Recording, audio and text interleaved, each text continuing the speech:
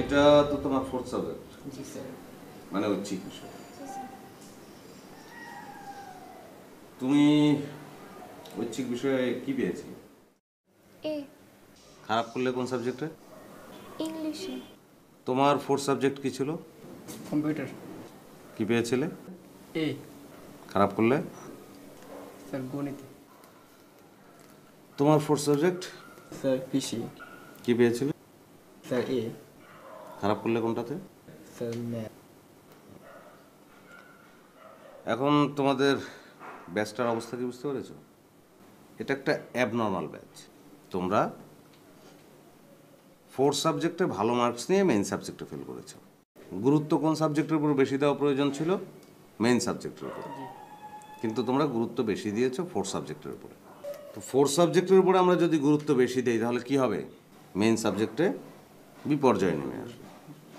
তো ফোর্থ সাবজেক্টের উপর গুরুত্ব আমরা আজকে দেব না। জি স্যার। জি স্যার। বের করো, ইংরেজি বই বের করো।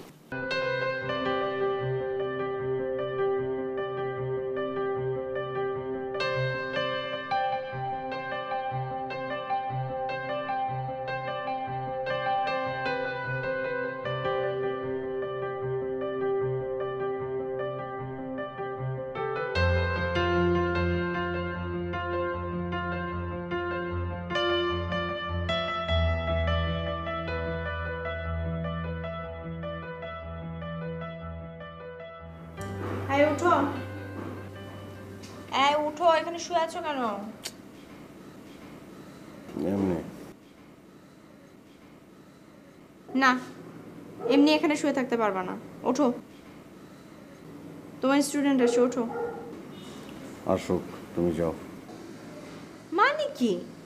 ওরা কি এসে তোমাকে এখানে এইভাবে শুয়ে থাকতে দেখবে? আমি শুয়ে থাকতে পারলে তারা দেখতে পাবে, সমস্যা নাই, তুমি যাও তো।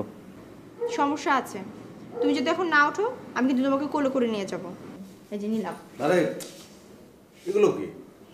পারবা তুমি? এগুলো নিয়ে যাও। কোথায় আছো তুমি? বললা না যে স্টুডেন্ট আসে, তো দরজা না খুললে ঢুকতে পারবে? কোনো স্টুডেন্ট আসেনি। আসবে না কেন? আসবে না কারণ আজকে স্টুডেন্ট আসার দিন না। তুমি বসো, বসো।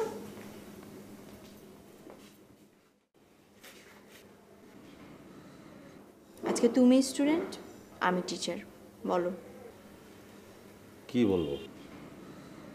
তোমার সাথে আমার পরিচয় কিভাবে হয়েছিল বলো।